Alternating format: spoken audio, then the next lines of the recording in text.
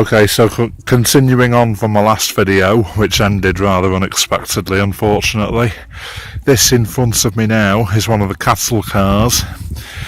There'd have been anything up to maybe 120, 130 people, innocent human beings, crammed into one of these, going for several days without food, water, or any kind of hydration at all, without being able to go to the toilet.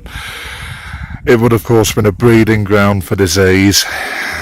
These people were forced to endure a horrendous journey from all over Europe, and just behind the cattle car, I'll just move forward slightly.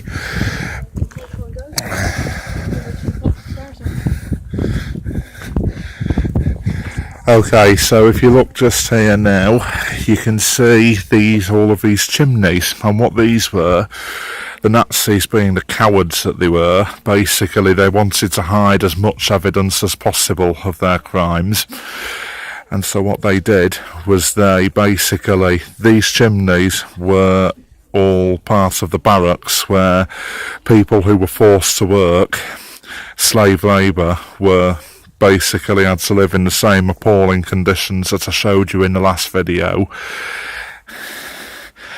And basically the Nazis burned down the huts prior to when the Russians started advancing from the east.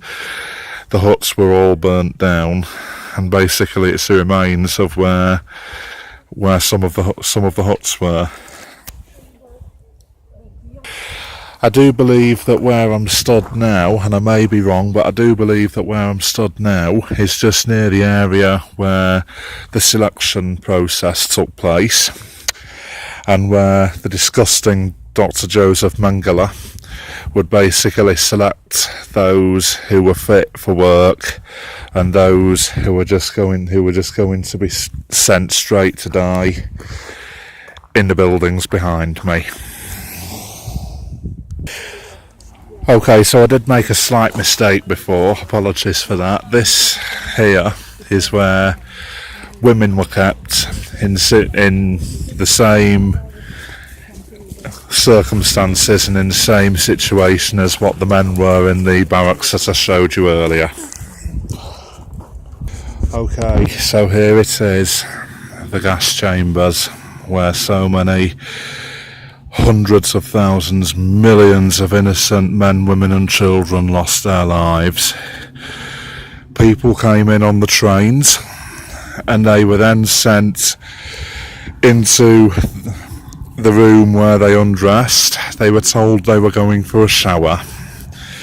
They had no idea what awaited them. As you can see, it's all been on January the 20th of 1945, as the end of the war neared. The Nazis, being the cowards that they were, blew the gas chambers up with dynamite, and this is what remains of them. I really passionately feel that there's a very strong and compelling case for making a visit to this place compulsory for all school children in England, America, China and wherever else, compulsory, before children have the option to reject history in favour of geography for GCSE level. This is a Holocaust lesson far more powerful than even the best history teacher can teach a class of school children in a classroom.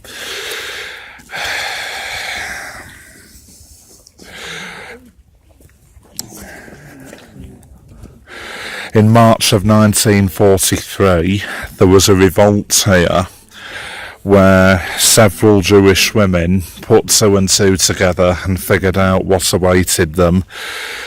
And they basically tried to overpower the Nazis and flee. There were several revolts, apparently, I do believe, unfortunately none of which were successful. Okay, well, I'm now going to make my way back to the bus stop to get the bus to Auschwitz. and unfortunately I'm only going to be able to record a very brief video from Auschwitz because my mobile phone battery is unfortunately not that much left, but I'll stop recording now and I'll record another video when I get to Auschwitz. Thank you.